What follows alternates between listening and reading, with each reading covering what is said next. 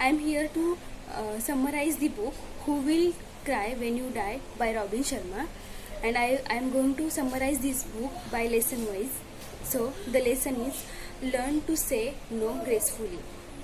If you didn't prioritize your plan properly, then other people's priorities will put into your plan, and in order to solution for that, you need to be clear about life's highest objectives and learn to say no gracefully, because other people's priorities should not be in our plan.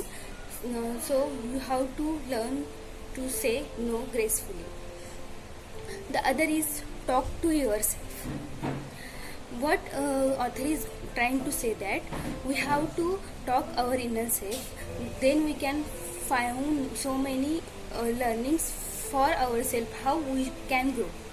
We know that gratitude thing we do every morning, we thank for the good things which is in our life. So by that way we are allowing more good things to come in our life. So we have to talk ourselves. By talking ourselves, uh, we can improve our mindset, and what we want actually, or how we are grateful, we can show by talking to ourselves. Then another one is a model a child.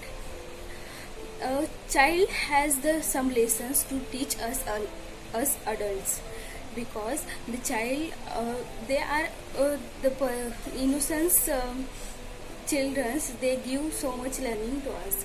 So one of the incident Robin Sharma is mentioned in this book, that he and his son went for lunch in the restaurant, and they ordered food, and they are waiting for that food. Then their waiter come with a baked bread, and he served them. And we adult people, what we do, we directly start to eating that.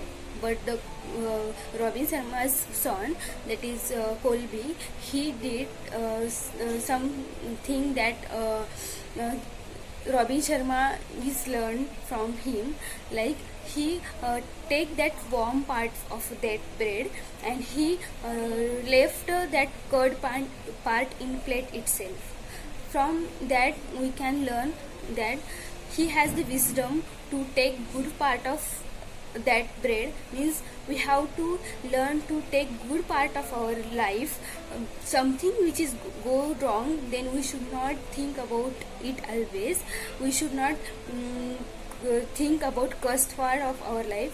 We should think about good part of our life, because how much we can think about good, it will come to us, and it will make our life better, because what we think that we are going to become. So see a good part of your life and learn to move and learn to improve.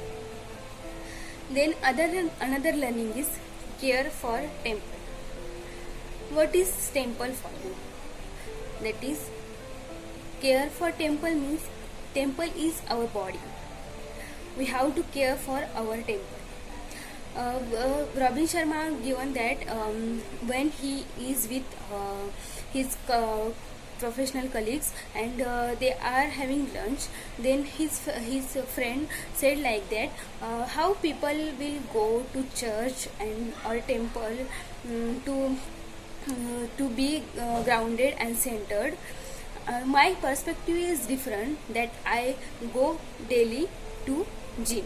Means he is trying to tell that his body is temple for him.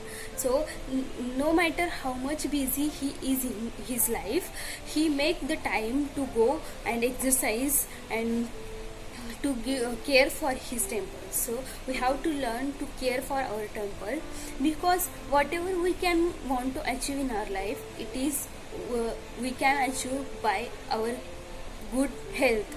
So we have to care about temple. When we exercise, we feel happy, energized. So that part should exercise is most important part of our life to be healthy and to be successful in our life. So that these are the lessons which is given by Robin Sharma, and I will cover the next lessons in next video.